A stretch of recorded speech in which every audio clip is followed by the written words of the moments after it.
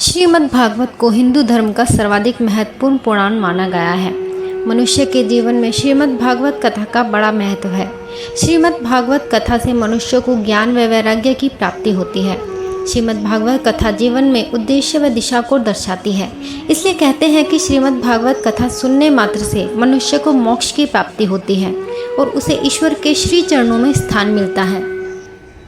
आज हम ऐसे ही मनुष्य के बारे में बताएंगे जो मरने के बाद प्रेत योनि में चला गया था और कैसे फिर उसको इस योनि से मुक्ति मिली।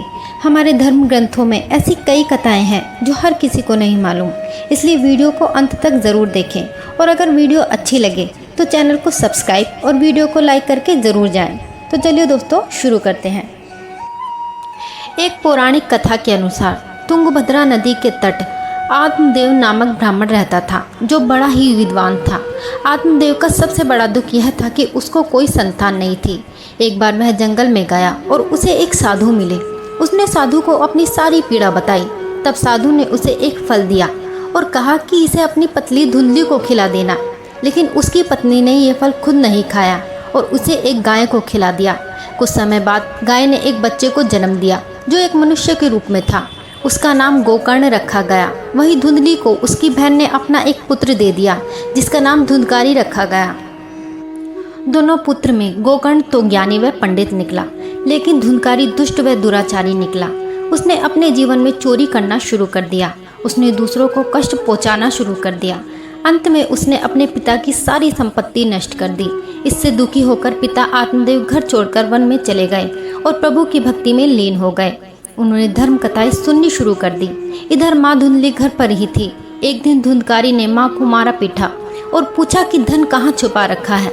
अपनी बेटे की रोज रोज की मार से तंग आकर माँ धुंधली ने कुएं में कूदकर अपनी जान दे दी।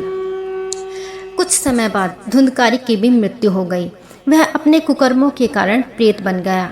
उसके भाई गोकर्ण ने उसका गया जी में श्राद्ध व पिंडदान करवाया ताकि उसे मोक्ष प्राप्त हो सके। लेकिन मृत्यु के बाद धुंधकारी प्रेत बनकर अपने भाई गोकर्ण को रात में अलग अलग रूप में नजर आता था। एक दिन वह अपने भाई के सामने प्रकट हुआ और रोते हुए बोला, मैंने अपने ही दोष से अपना ब्रह्मणात्व नष्ट कर दिया। गोकर्ण आश्चर्य में था कि इतने श्राद्ध व पिंडदान करने के बाद भी धुंधकारी प्रेत मुक्त कैसे नहीं हुआ। इसके बाद गोकर्ण ने सूर्यदेव की कठोर तपस्या की, जिससे प्रसन्न होकर सूर्यदेव ने दर्शन दिए। गोकर्ण ने सूर्यदेव से इसका कारण पूछा। तब उन्होंने कहा कि धुंधकारी के कुकर्मों की गिनती नहीं की जा सकती, इसलिए 1000 श्राद्ध से भी इसको मुक्ति नहीं मिलेगी। धुंधकारी को केवल श्रीमद् भागवत गीता से ही मुक्ति प्राप्त होगी। इसके बाद गोकर्ण महाराज जी ने भागवत कथा का आयोजन किया, जिसे सुनकर धुंधकारी को मोक्ष की प्राप्ति हुई और वह प्रेत योनि से मुक्त हो गया।